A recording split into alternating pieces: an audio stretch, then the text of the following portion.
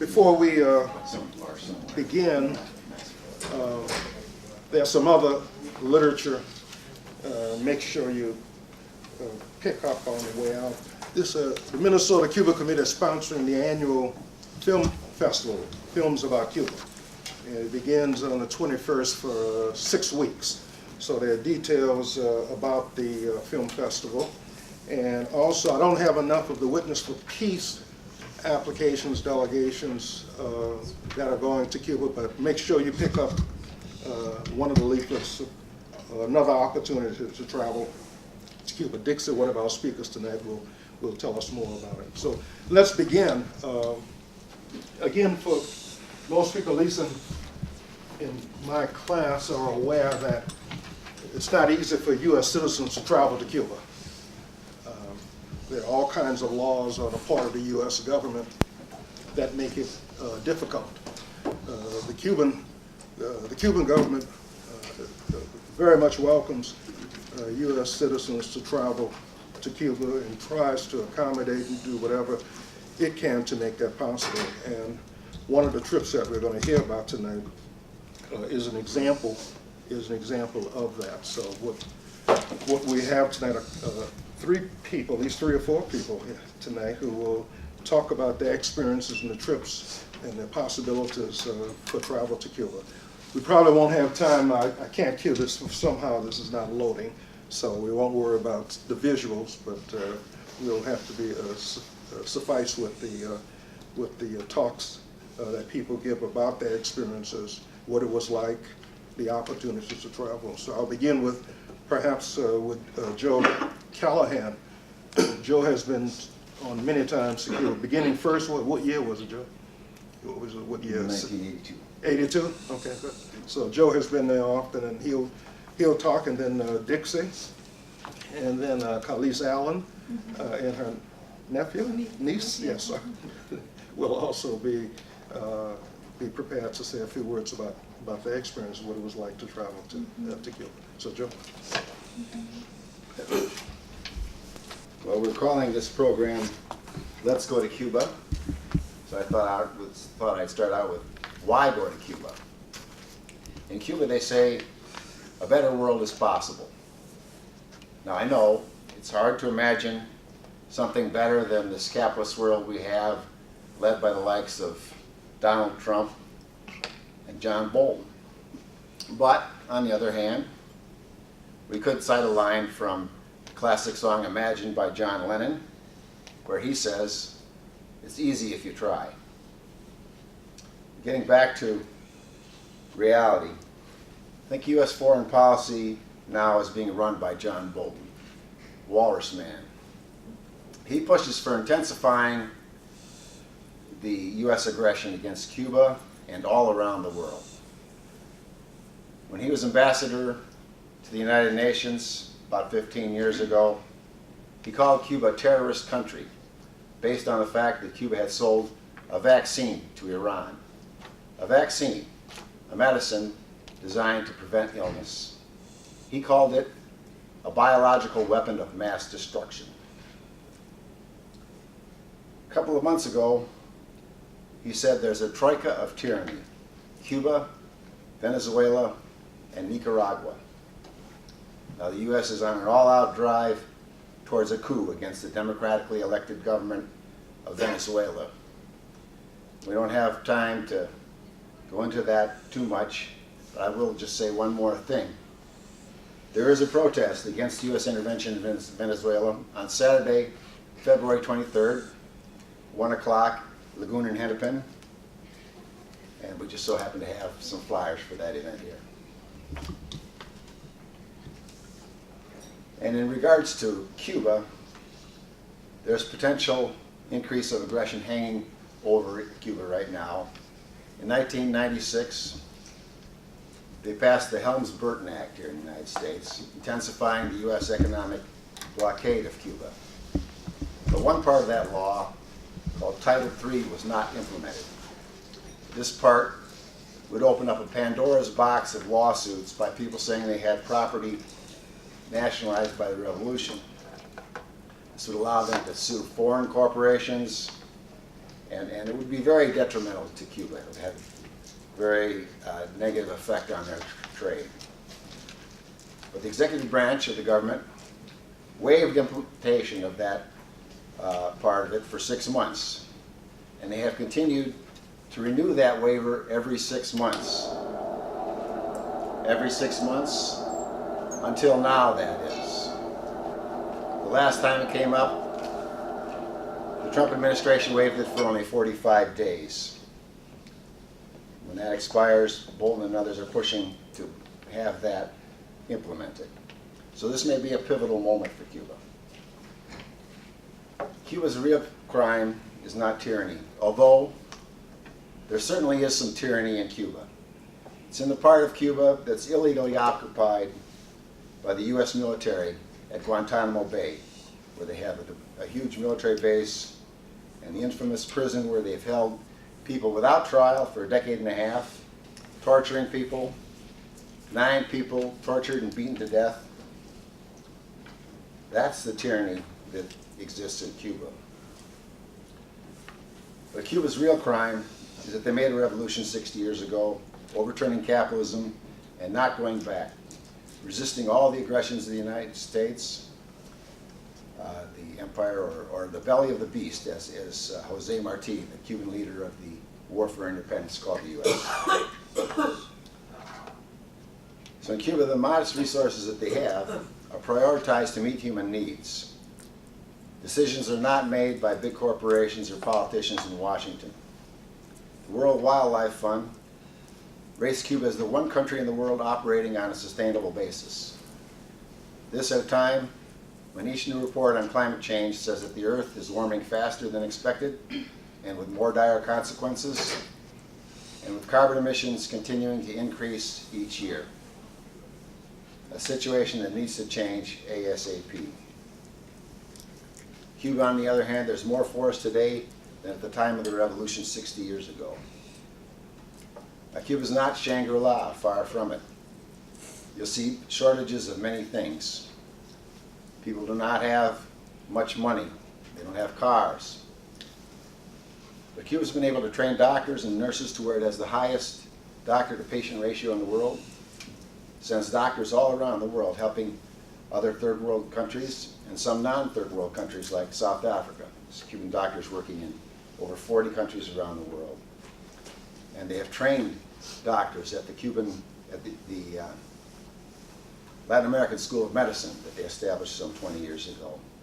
There's many African countries where a majority of doctors in the country were educated in Cuba at that school. In recent years, Cuba sent doctors to West Africa to fight the epidemic of Ebola. To do that, medical personnel had to put on these protective suits that were just suffocating. I can't even imagine it.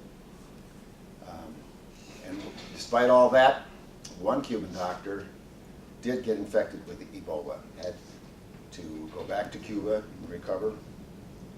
When he recovered, he insisted on returning back to West Africa. 9 years ago in Haiti, the poorest country in the Western Hemisphere, after an earthquake there, Cuban doctors and nurses virtually took over a hospital to treat patients, many of them needing amputations of crushed legs and arms. More recently, unfortunately, demands by the new extreme right-wing president of Brazil, Jair Bolsonaro, has forced Cuba to withdraw doctors, I think about 8,000 doctors from Brazil, a setback for the people of Brazil and Cuba. So now let's talk some about the trips to Cuba. And these trips I'm talking about are solidarity and educational trips. They're not tourism. It assumes a certain amount of solidarity. I'm going to highlight the Venceremos Brigade.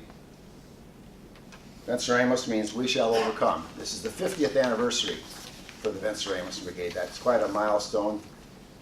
And Cuba, they're pretty big on commemorating achievements like that. And I think that's a good idea. Celebrating past achievements can help point to the future. In 1969, the Cuban Revolution was 10 years old here in the U.S. And here in the U.S., Richard Nixon was in the White House, Henry Kissinger running foreign policy, a couple of guys right out of the pages of Niccolo Machiavelli. But 700 young people defied them, and the Cuban travel ban traveled to Cuba by ship from Canada, an old freighter that had been used to ship cattle that was converted to carry people. And they cut sugar cane with machetes for 6 weeks, grueling work. And they traveled around the island for 2 weeks, doing educational events and sightseeing. These days it's a more modest time period of varying lengths that begins in late July. And you won't be cutting sugar cane with machetes or traveling on an old freighter. There's still some mornings of doing voluntary labor, usually at agricultural sites. Sometimes those mornings of voluntary labor can include working alongside some Cubans. In 2006, we had the privilege of working alongside some fellows who fought in Che Guevara's column during the Revolutionary War in 1958.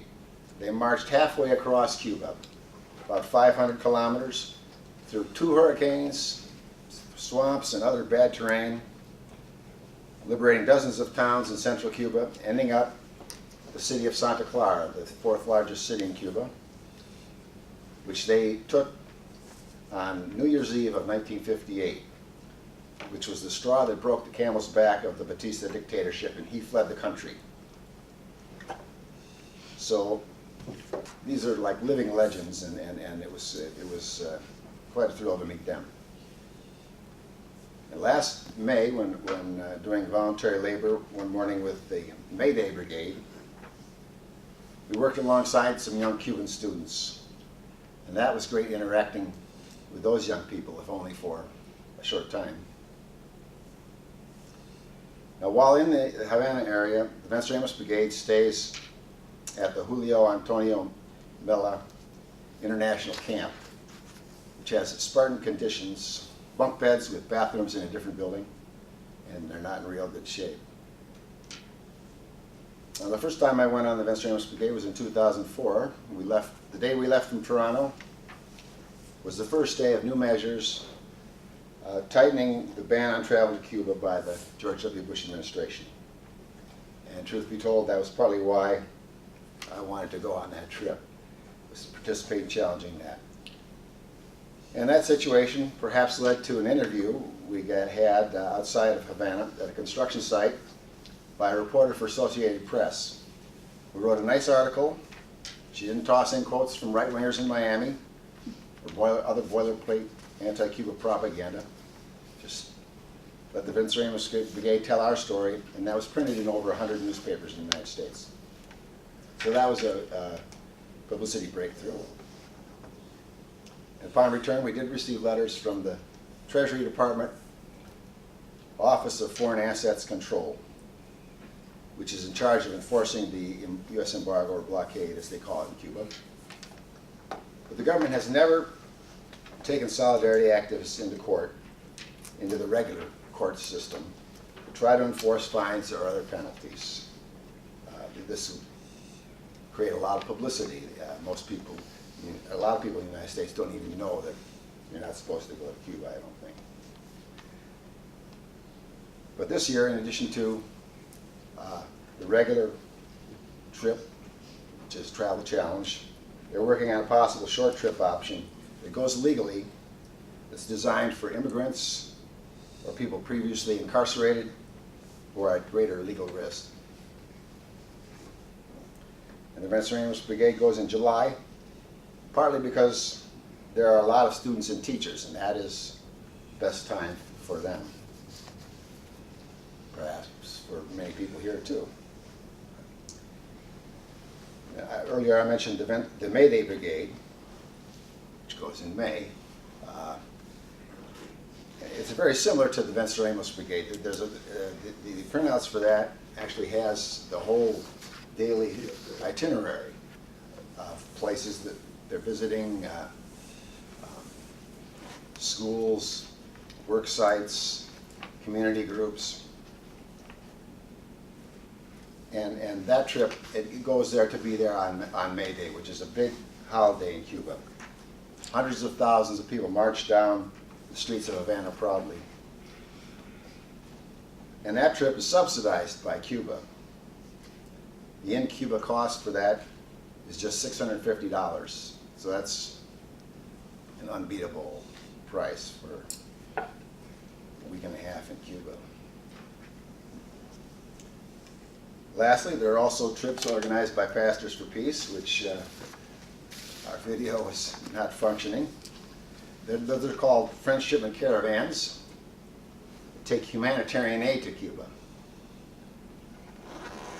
When the organization began in the early 90s, 1992, it was nationally headquartered right here on the U of M campus over on 17th Avenue. This is the second year of that. 300 people went, and out of that, 15 or 16 from Twin Cities, including myself and a reporter and photographer from the Star Tribune. So that trip got a lot of publicity as well. Among the aid that was taken were 3 old school buses. We drove down from here, one of which was seized by U.S. Customs at the border. They said it could be used by the Cuban military, which, as naive as the American people are, I knew they wouldn't buy something that crazy. The 13 people on the bus went on hunger strike, became a cause célèbre in Cuba. And when the government backed down here, and people on the bus, along with another group, they included myself, went to Cuba. We met with Fidel Castro, and the whole thing is definitely one of the highlights of my life. And those trips remain important. The Pastors for Peace trip is in late June, and they stay at the Martin Luther King Center, which is a little nicer than the International Work Camp, and it's in a residential neighborhood in Havana, so that's kind of nice.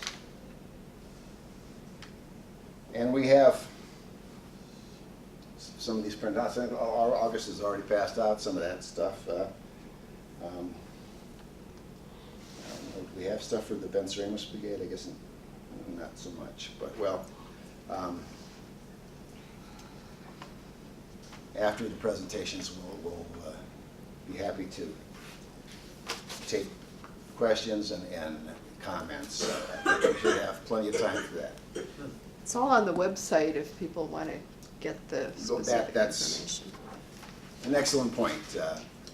MinnesotaCubaCommunity.org. You can get all these things. Venceremos Brigade's application is an online application anyway. And so that's a good resource, and I hope that that's there.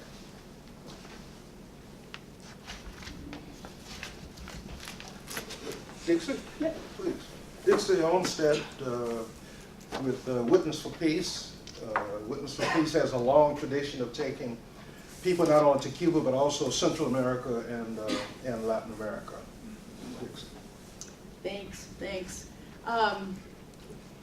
Yes, I first started to go to Cuba with Witness for Peace in 2003, and I just finished my 11th trip to Cuba this past January.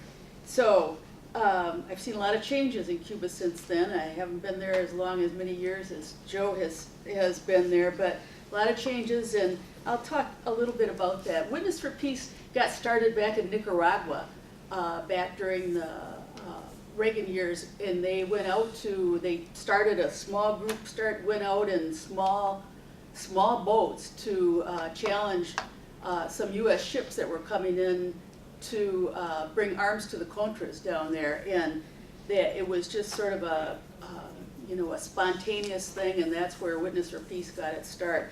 So they've been taking groups, as Augusta said, to Nicaragua, to Honduras, Mexico, and Cuba, and not recently, but still do trips to Colombia. So the mission, so to speak, of Witness for Peace is to take U.S. citizens to those countries to show the effects of U.S. policy on those countries. And Cuba's the one that I've gone to most to show the effects of how our U.S. blockade embargo has affected the Cuban people. So while we're in Cuba, we talk to Cubans, to find out how they've been affected, teachers, doctors, in medical clinics, to all sorts of things that we talk about, we try to talk about when we're there. We stay at the Martin Luther King Center too, and it's a great place to stay. It's a solidarity center for a lot of people that come for educational conferences in the Martin Luther King Center, using the work of Paulo Freire and liberation theology and education for the people in the neighborhood and people from all over Latin America and the U.S.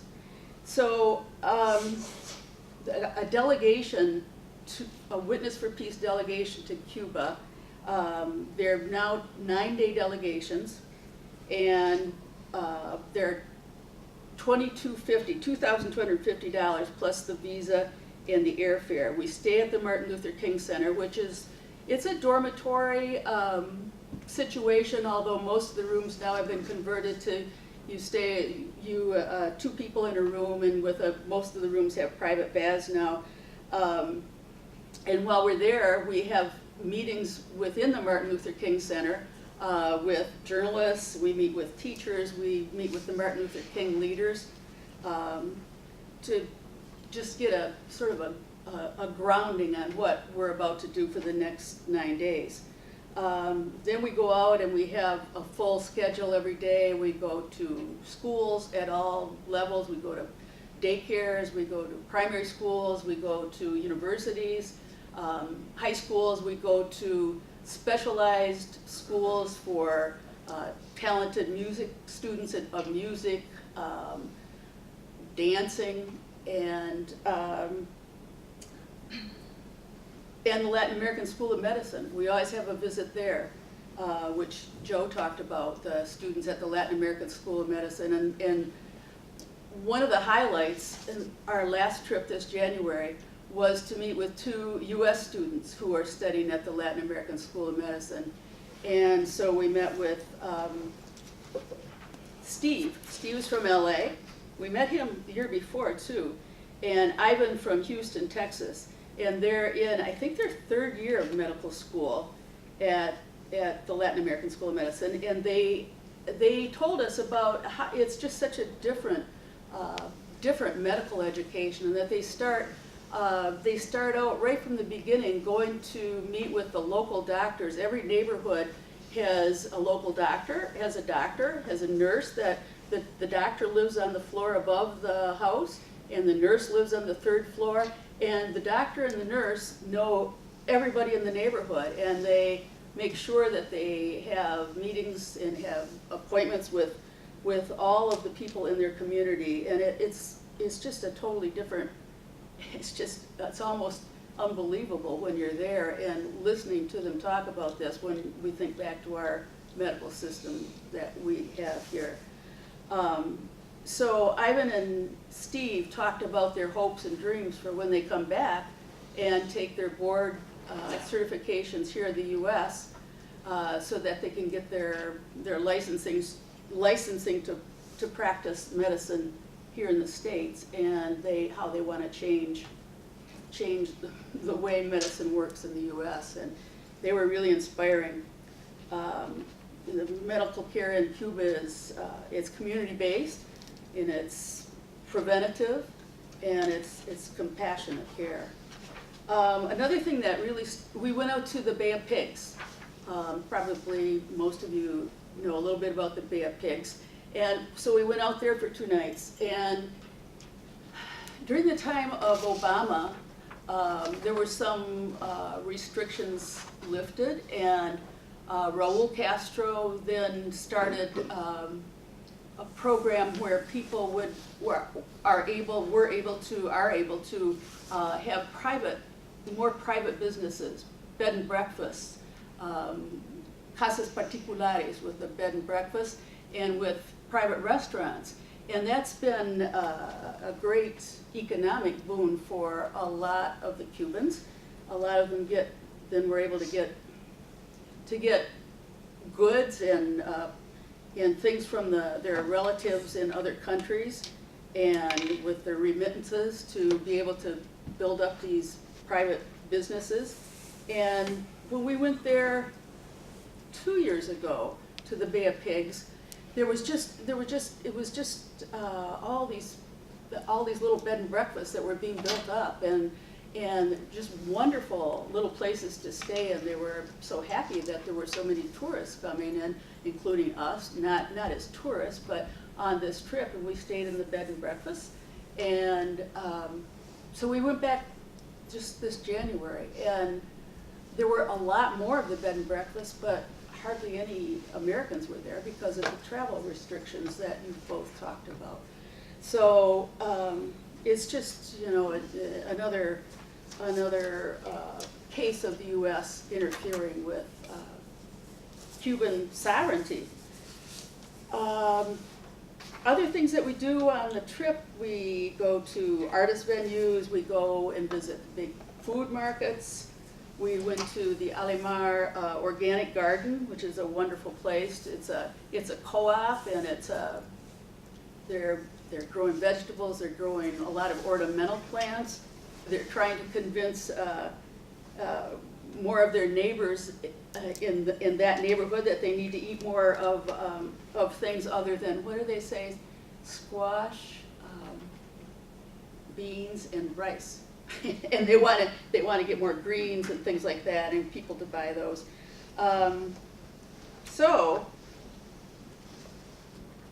that's about all I have to say about that. I have there's some flyers up here for a delegation that's coming up in September, and if you look at the witnessforpeace.org website, you'll see links to all the delegations that are going.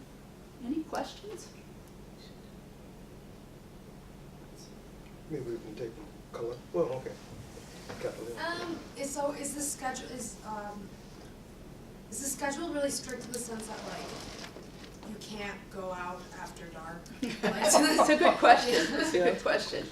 No, the schedule is full, and it has to be because Witness for Peace operates with a people-to-people license, and that says that you have to have most of your time spent in with Cuban people. But no, there are lots of free evenings where you can go wherever you want to go, down to Old Havana. It's, I always tell people Cuba's the safest place I've ever been, by far. We work with a Witness for Peace international team member. It's a person from the U.S. that goes down and works for Witness for Peace there, and she has been down there for I think 2 years now. And she said, she's young and a very attractive young woman, and she said that she's never ever, she goes out by herself. I mean, she has to go back from where we are when we come back from our visits during the day from the King Center to where her apartment is. She goes back, she said, she's never been harassed at all in any way. So, yeah, you want to wait to the end to have more questions? Yeah, maybe, so we can get them all in. Thanks, Dixie. Oh, you're welcome. Yes. I'd like to now welcome Kalice Allen. I learned about Kalice and the trip that she and 3 other African-American women went to Cuba last summer, and they organized it themselves. But you had been there before, I think. Yeah. Right, and so it was a unique experience, and I thought you should hear about her trip, and maybe from your niece too. Yeah, I don't think she's gonna talk. She's a little shy. Okay. I've been to Cuba 3 times, only 3 times before. The first time I traveled was during undergrad, and I studied social determinants of health, and I stayed at a school of public health called INSAP there. Second time I traveled with Witness for Peace because my delegation coordinator was connected with Witness for Peace, and went there again the second time. And the third time I decided to lead a delegation for Black women. And the reason because I did that was because I feel like I can see the similarities between the embargo, the way it operates here, U.S. state-sanctioned violence and the way that it impacts Black bodies here, it impacts Cubans in a similar way. And so I wanted to lead a delegation where women could connect with other Black women in Cuba and talk about that. And you know, I believe you all studied the revolution, and just so going back to here, how like the Black Panther movement was connected to Cuba, and even the civil rights movement. We stayed at the MLK Center, so learning about the history and liberation theology, and so what are the similarities of like communities, you know, like with similar histories of being African descent, like resisting the U.S. government and resisting oppression and like fighting for the solidarity. So I wanted to connect women so that they can just like learn from one another and have those opportunities to talk about those things. I don't really have much else to say, but I think that I'm happy that I was able to like lead the delegation. A lot of support from Witness for Peace, traveling under their license. I was able to, we had a lot of free time in the evening. People were able to go off and do their own things. Very similar. Cuba is very safe. I've had no problems there getting around. I speak very limited Spanish, so yeah, that's all I have to say about it. Were there particular things about? Oh, yes. So we visit I think a big highlight. So some of the things have overlapped. So one of the big highlights for me was the Revolution Museum. So it's a newer museum, and it's in a part of Cuba where like the consulates like from around the world are, and so it used to be like this rich neighborhood, and so there's pretty houses that now there's like different consulates. And so in the museum, they have like released like U.S. government documents and like evidence of like violence against like that was perpetuated by the U.S. government. So like talking about like bioterrorism that the U.S. government has committed against Cuba, and like their Operation Peter Pan, like when they like propaganda to spread about like how I guess the Cuban government was going to take everyone's like the Cuban children and like put them in the military. So families were afraid and they sent them off. It was a Catholic church, and sent them on a plane to the U.S. to Miami, and so they never seen their children again. And just all of the different atrocities that the U.S. has done against Cuba. So that was a really I guess like really hard to learn about those things and impactful, but like for me, not surprising at all, because knowing the same things, similar things that the U.S. government does to Black communities here. So just really talking about and deconstructing those things, and actually like, so I'd been there before, and there were some groups that I wanted to connect with. I can't remember the name of their group, but there's a queer group who get together and do organizing around LGBTQ rights in Cuba, and so we were able to connect with them like outside of our schedule, and so they're also like smaller, like beyond the things that we did on delegation with going to schools and going to hospitals and things like that. We were able to connect with local community groups, because just like here, like people are like marginalized within their identities, and so going and specifically or just being very intentional about learning about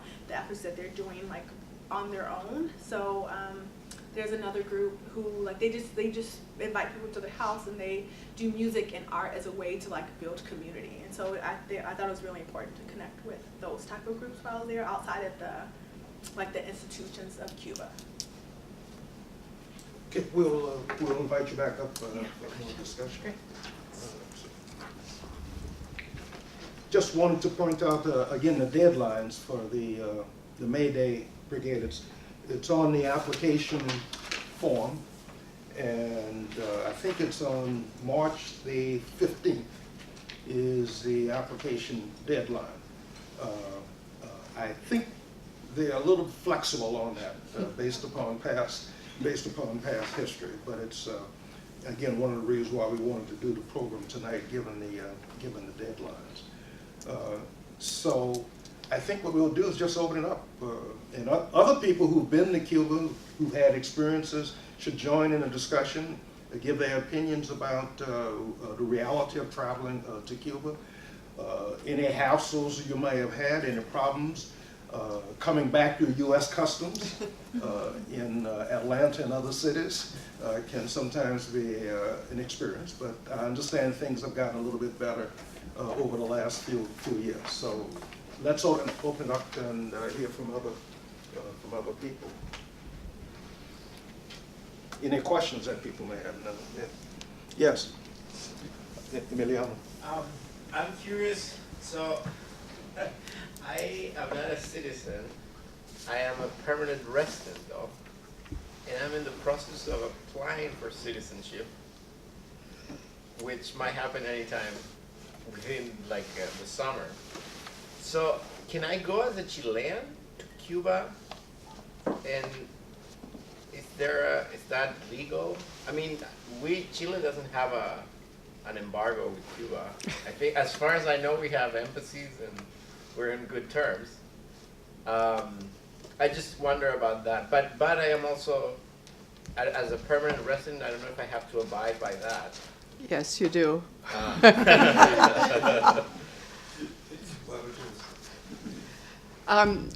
You're subject to U.S. laws with respect to travel to Cuba and in a lot of other areas. So yeah, you don't get a pass for having a Chilean passport, unfortunately. Okay, but if I go within this program, You should be fine, yeah. Yeah? It's legal and, you know, I wouldn't go on one of the unlicensed trips if your status is in question. what if I go from Mexico as a Chilean? You can do it, but, you know, you're still subject to U.S. law, and technically, if you're not going under one of the 12 categories, then you are in violation of the law, so. Oh, the law. The law. Some of those trips, the Witness for Peace trip and the May Day trip are licensed trips. Explain license, 'cause a lot of Yeah, I people, was gonna say, explain what's the what that is, Joe, 'cause a lot of people. Well, about 60 years ago, and the Supreme Court ruled that it was legal to travel to Cuba. But then after that, the government started saying, you can go there, but you can't spend money in Cuba. So it's the Treasury Department is enforcing this. You have to get a license from the Treasury Department to travel to Cuba. Right at the last year or two of Barack Obama's administration, they made that very, very easy. You can buy a ticket to Cuba online, the same way you might buy a ticket to Chicago, except that a box pops up. It has 12 options to check for a license. So you have to do that. And yeah, I don't know what the difference would be for a permanent resident as opposed to a U.S. citizen. You might want to, maybe Carla knows more about that. Well, you have the same rights to travel to Cuba as permanent resident, as a citizen. But, you Okay. know, if your status is in question, it's probably a good idea to check with a lawyer, just to make sure you got everything Yeah. covered. So that's what it is. And so there's been challenges to this law. Like I said, the Venceremos Brigade's been challenging it for 50 years. Pastors for Peace for 27 years now. So all of these trips we're talking about are licensed. Yeah, These are all licensed trips. Yeah, Witness for Peace and May Day Brigade goes under a license also. Not the Venceremos Brigade. No, Not not Venceremos, Venceremos yeah. or Pastors for Peace. Yeah, I was gonna say, because they say that this is a form of civil disobedience, right? Yeah, that's Pastors for Peace. Okay. On our trip in January, we had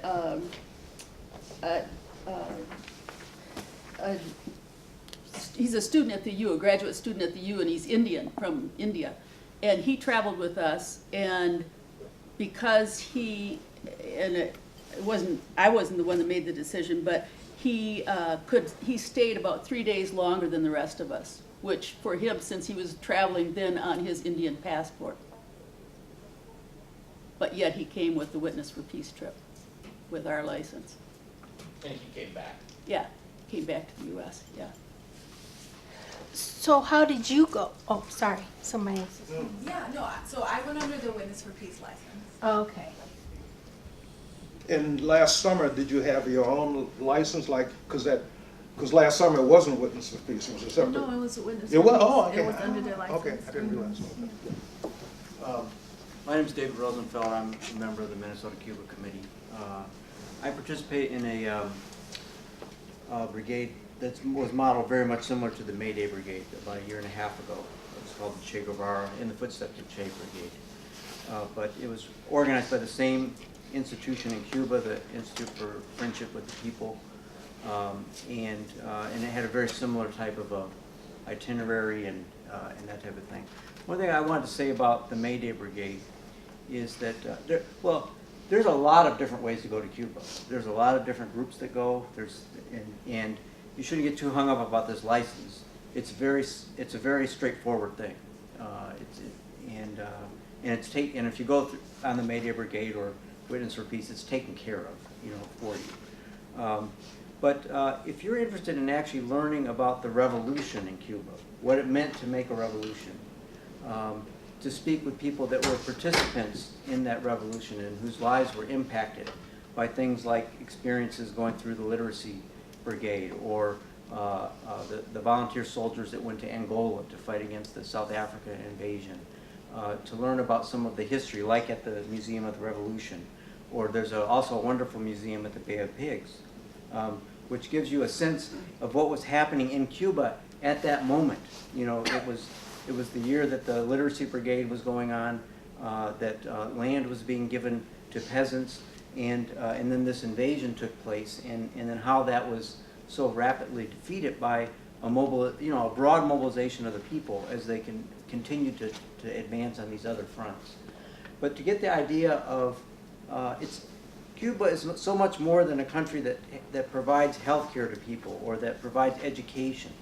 And in fact, I think a lot of young people go to this school, medical school in Cuba, with the idea that they'll come back to the United States and transform medicine here, but it can't be done. I mean, because what's happening in Cuba is that people themselves have been transformed through the process of making a revolution, and you have an opportunity in a trip like the May Day Brigade to get a little glimpse of that, and to experience voluntary labor, to travel to different cities, to meet with a variety of different kinds of people, to have free time, to do all these kinds of things.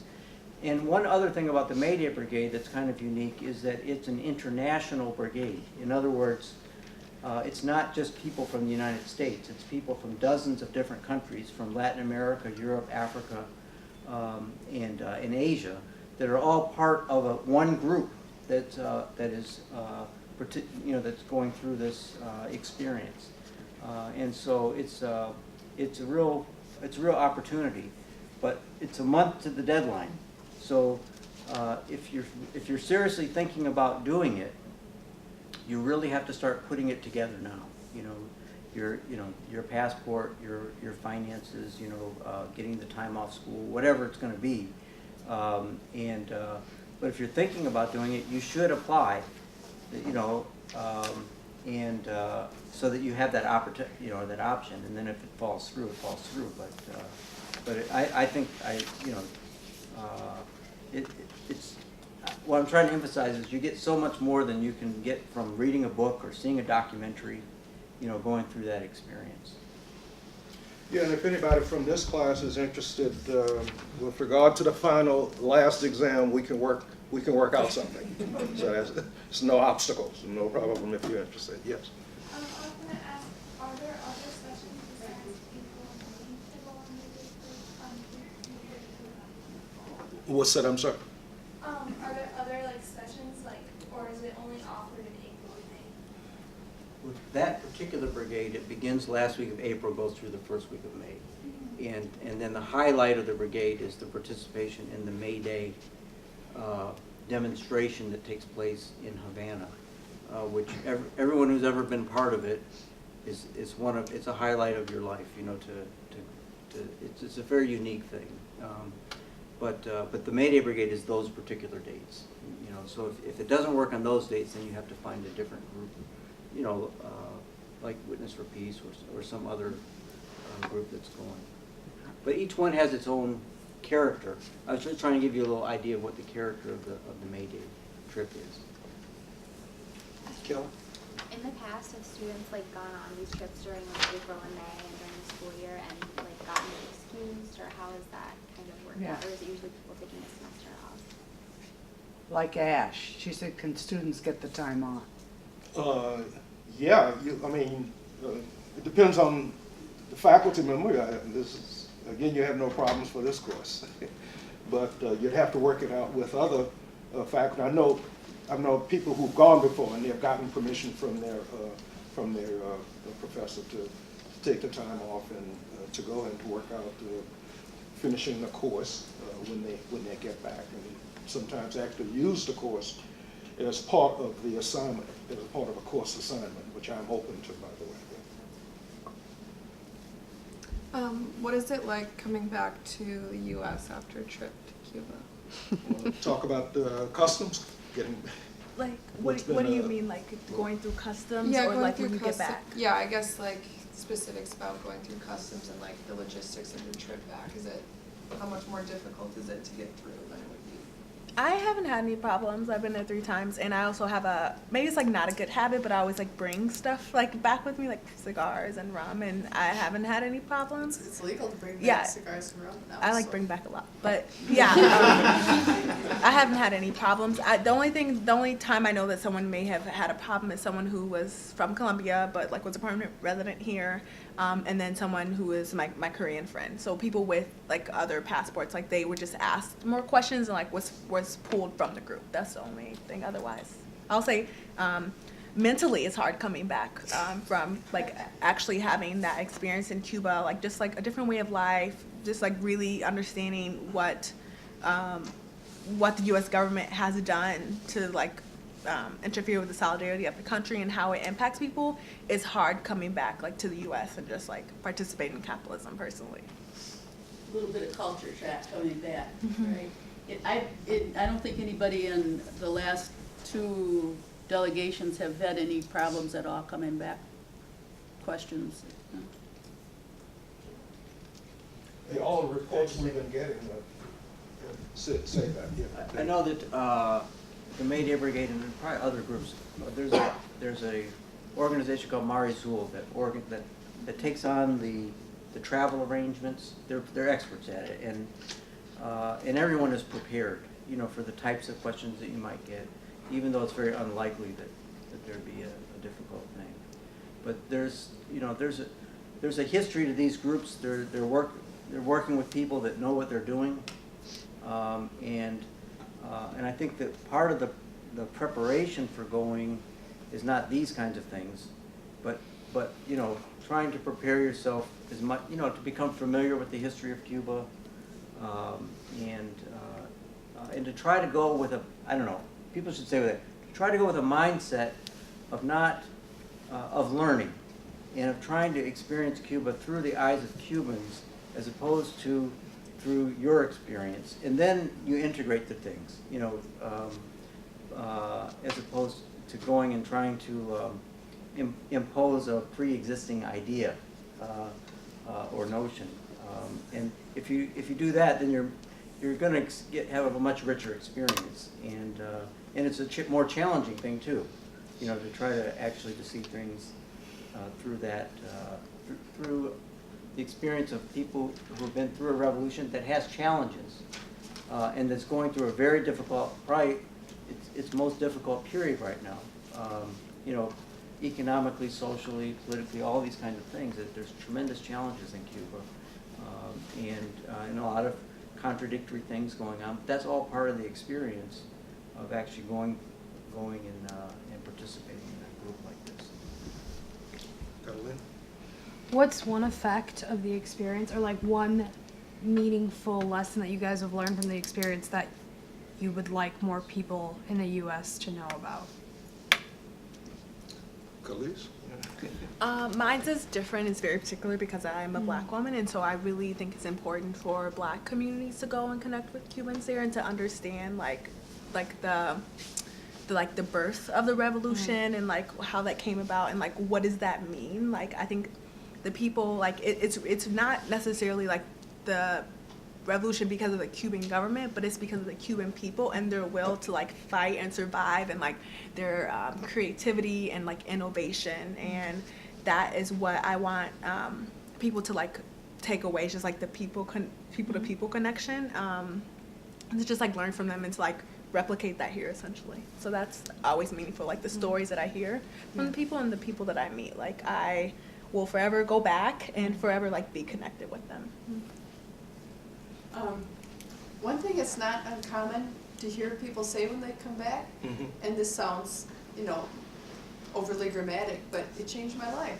And I think many of us have had that experience. I've been to Cuba 6 times, and it's a whole different way of living that you see, and the warmth and interaction that you have with the Cuban people you don't see in any other country. So there's that. And I'll just also add that it's never the same anytime that you go back. It depends on, like, I went under Obama, I went under Trump, and, like, a store that I could go to before we couldn't go this time. And so every time that you go there, because the revolution is still happening, things are going to change. And it is impacted by, like, U.S. politics as well as what's happening in Cuba as well as what's happening in Latin America. So, like, the reason why people keep going back is because it's never the same. And once you think that you have this, like, when you think that, oh, I have this one particular idea about Cuba and, like, I have my mind wrapped around this, it changes. And it's not that anymore. So it's a great place.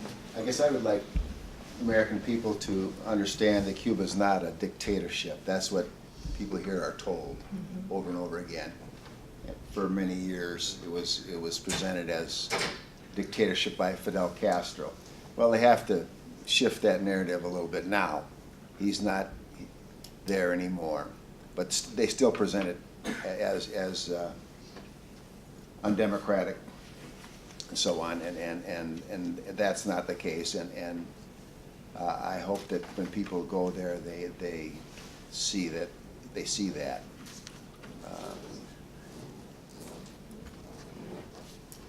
Emiliano, you have any opinions? You lived there for a while, didn't you? I did. My family did. Oh yeah, that's right. Okay. My family was there. Part of my family. It's a long story. We were in exile, and so parts of my family ended up in Cuba, and I was in Ecuador. I'm curious actually about, you had mentioned, and we had talked about it with August too before, the issue of race in Cuba. I'm trying to imagine, I've been more and more realizing how race is so central to identity in the United States, and how the feeling you get, when you're stopped by a cop here, it's really overwhelming. And all of these issues start to impact your life in ways that, you don't even realize. I wonder if you had like a sense when you were there of that difference. Like, I know my sisters, when they came back to Ecuador from Cuba, were surprised by some of the racial attitudes that people had in Ecuador, which is race is much more of a factor. And in Cuba, it seems to me, but I've never been, that the issue of race is very different, or impacts people in a very different way. I wonder if you can comment on that a little bit. Yeah, so And also, especially on how you felt when you came back. I'll say that I'm not a professor of like Cuban race and politics and things like that, but it is one of my particular interests, Cuba, and I think it's something, just like everything else, that's something that's always changing, or that you'll hear different notions around depending on who you're talking to. And so I'll say just the birth of Cuba is really a mix of white people, like, so the people who were like from Spain or wherever, like white people coming together, black people, indigenous people coming together to start Cuba and to like overthrow Spain. So Cuba has like a rich history of like multiracial people coming together to like under like a one identity, like a nation state identity of being Cuban, and that is still really strong today, and that. Even so, like within that, and I think a lot of it's like U.S. influence, and like white supremacy is global. So like seeping into, I don't think that's like, so seeping into Cuba and impacting like their policies and politics. Like think of like 1950s, right? Like Cuba. So before the revolution, like Cuba was like essentially like a playground for like U.S. people coming over, and like we had segregation here. And so like Cuba had to have segregation there. Like, so think about how like U.S. policies has always influenced, as well as like Cuba has its own like race and racial things, and how they deal with like being colonized and things like that. Today, I will say that Infidel's like talking and like in like some of his talks, and a purpose or like a function of the revolution too was like to again like to ignite that notion of like one Cuba, like one people, like a Cuban is a Cuban is a Cuban. So get rid of like the hierarchy and like racism and things like that. And so today, the socialism kind of like mitigates some of those factors. So everybody gets access to housing, everybody gets the same food rations, everybody gets access to the doctor. So some of those things that we don't have protections against. So they have some of those protections which mitigates the impacts of it. However, if your family is like of like has like a Spain passport, people were able to flee Cuba, right? So the people who left Cuba, like if you have family here in Miami, which is a lot of like people of like white European descent, so then they're able to send their family like remittances back the same, but like Afro-Cubans don't have that same connection. So still like, and as well as like mindset of people, like the revolution is something like a lot of people are like changed by the revolution, so their minds and their thinkings are changed. However, like even like with gender, like you know how it's really sexist here, right? So even like with gender, like this last trip we went to this community center, she was saying how she was like an engineer, but like when she went in, she was a black woman and she was an engineer, and she was saying like how she thinks that they should hire more people who like look like her, and they made a joke like, why, we already have you, like no one can, we can't hire more darker people, like, and like made a joke about it. So like there's still those, I mean those are still present, however people are like free to talk about them and free to, or more, I feel more free to talk about them and to organize around them, because built into the revolution is also like a sense of ownership and participation of being able to like change things. Like you have the power to change things. So these are like things that are gonna come up, like LGBTQ rights and like what does it mean to be like Afro-Cuban in Cuba? Because right now they don't count, like a Cuban is a Cuban is Cuban. They don't count, like are you Afro-Cuban? Are you this? Are you that? And some people feel like they should, but it's something that's always evolving, and that changes, but is I wouldn't say a problem in the way that it is here, but it is like, it impacts people differently that are like Afro-Cuban. Yeah, we'll get into the race question more in the course, but the point that David made was an important one, of not taking the U.S. experience to Cuba and recognize that Cuba has its own reality, and that's certainly the case with race. And in general, I find African Americans who travel there are a little bit surprised to find out that Cubans think of themselves first as Cubans, whereas in the United States, for particular historical reasons, we think of ourselves as African Americans. And Cubans will oftentimes ask you, why you call yourselves an African American? Why aren't you just an American? Which is a fascinating question, if you think about it. Well, yeah. It's a fascinating question, and so it opens up all kinds of opportunities to discuss, well, why is it different? 90 miles away, it's a very different reality. And again, it's the history, particular history, and so there's this sense of ownership of the nation, which I think goes back to the wars of independence, in a way that just never existed within in the U.S. There's a sense of ownership. This is our nation. We fought for it, and so on. And the national heroes are people of color. The Antonio Maceo example. There's nothing comparable like that in the U.S. Nothing. So there's a sense of we're first Cubans. Yeah.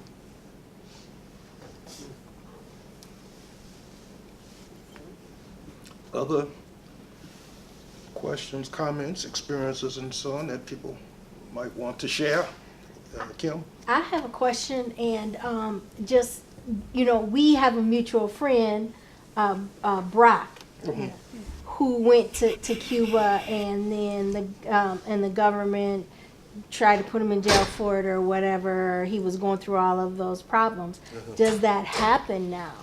Or, I mean, or is that something that we have to be afraid of or whatever? I know he had a whole lot of problems. I haven't seen him in years, but I'm just asking the question. Yeah. That is dealing with the police and so on?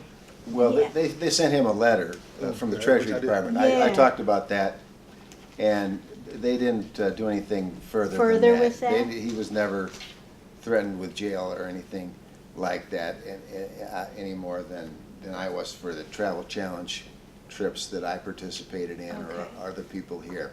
So, and then now, the changes that Obama put in place, Trump turned the wheel back a little bit, but not that much. He didn't turn it all the way back to what it was under George W. Bush, or even in the earlier years of the Obama administration. Okay. It's been years since anyone's gotten a letter from the Treasury Department saying, hey, we heard you went to Cuba, you better tell us about it. Literally years. But, you know, the past is no guarantee of Right. the future, and it could turn on a dime. We don't know. You know, Trump has got his sights set on Cuba in many ways, but so far it has not affected travel. Yeah, I forgot about Brock's case, yeah. Yeah. Other thoughts, comments, suggestions? You want to say anything about, now you went to Cuba, didn't you? You said? Yeah. When, I went there this past summer. I just went with my friend. It was not like a licensed trip or anything like that. But yeah, I would say that Cuba is really safe because several times I had my phone in my back pocket of my shorts, and a lot of people, I don't speak Spanish, but there's a lot of people that was pointing at my butt and just saying like, put my phone back to like my front pocket of my shorts. So that was really nice of them. And as a girl, I never felt unsafe. There was just a lot of catcalling, but I think that's part of the Cuban culture. I think it is. I hope it is. And as an Asian woman, I did get a lot of comments about like just saying like ni hao or like things like that, which I couldn't take offense of it because they don't mean it like that. I feel like sometimes a lot of Americans are very sensitive to microaggression, and so I feel like if you go to a place like Cuba, which is not educated in the same way, then you shouldn't really think too much of it. But I would say it's really safe. I went there during May, and so we got stuck in a really bad rainstorm, and there was no Wi-Fi for 4 days. But still, the people there were really nice. They helped us organize everything, and I got to my flight on time back to Havana. So that was really nice. want to say anything about your, okay. I just have one more thing. Yeah. So also like my experience too with the Cuban people is that like they are aware of like U.S. politics. They see, you know, like they aren't food. Like here we get a lot of propaganda about Cuba. Like if you look up things online, like most of it's not going to be true. So like they aren't fooled by these things, and you can have like really critical dialogue with people there. Like they know what's happening in the world. They know what's happening here. And so like if you want to know something, ask them what their personal experience about it is. I just find it so like groundbreaking because I'm just not, like I told you earlier, I grew up in Miami.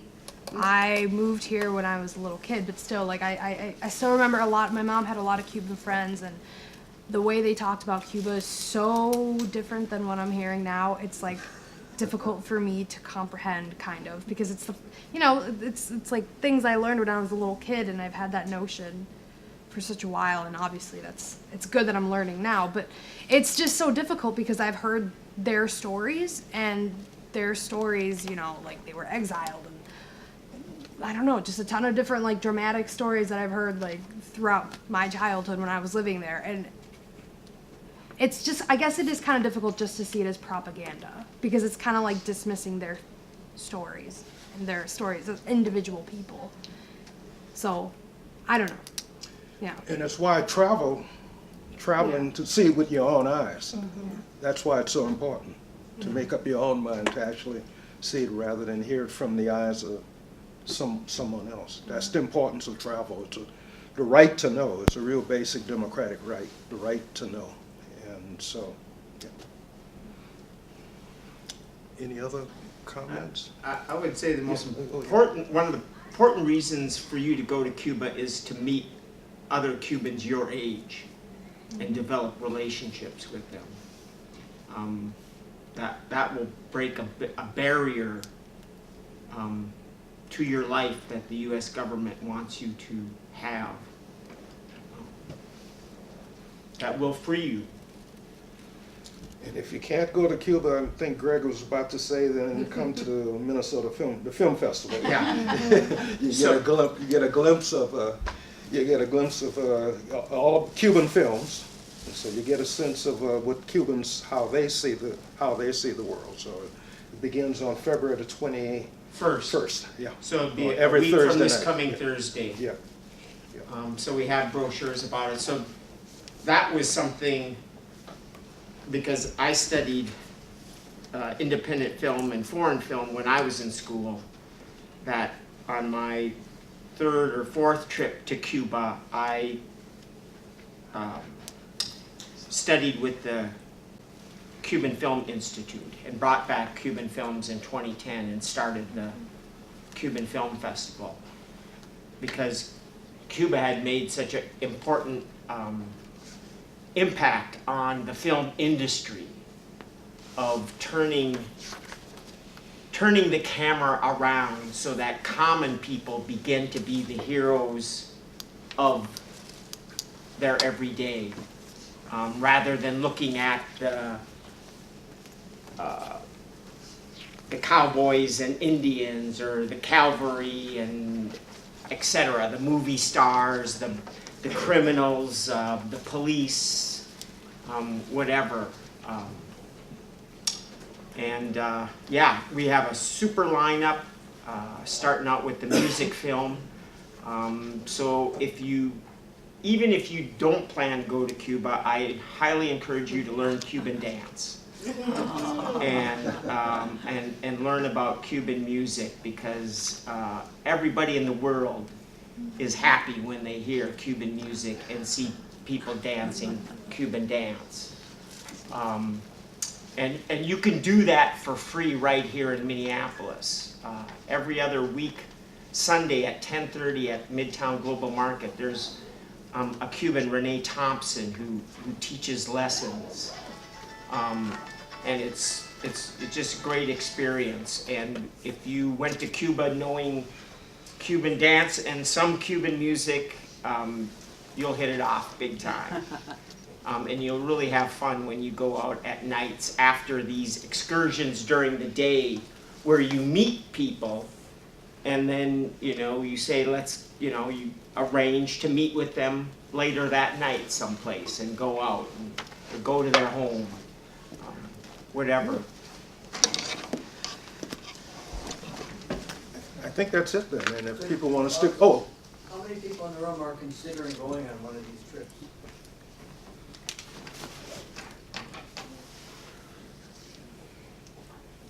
Oh, great. Do you guys, I have a question.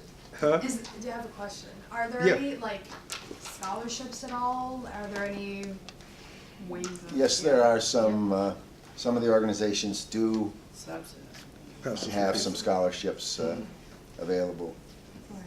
And if there were, Limited amounts, there's not tons of money.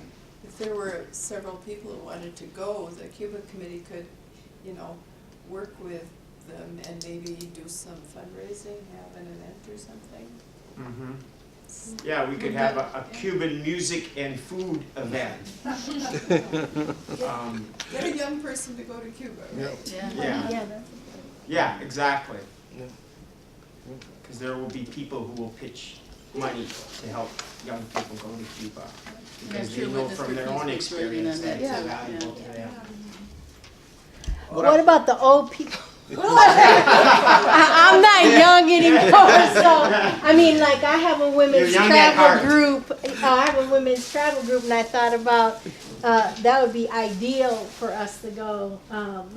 We went to Costa Rica, and it was very interesting because we did get stopped by the police in Costa Rica, but it was to touch my hair. Which I found was very interesting because you could see it in the van from way far away. But I was really nervous about it because, you're in a foreign country and it's like, it was very interesting. But it was a fun experience. It turned out to be a fun experience as opposed to, a terrifying experience here compared to the United States. So, It just strikes me, anybody who wants any help with the application or further questions at the Minnesota Cuban Committee, if you write it, we'll respond, or, you can contact us through August, but we should, Right. Maybe what I'll do is send out a little email tonight to remind people who are interested, and let me know, and I can put you in touch with someone from the Cuba committee to help you on the application and so on. So I'll send out an email tonight to remind people to do that. Okay. Any other questions, comments, and so on? If not, thanks for staying. thank you all.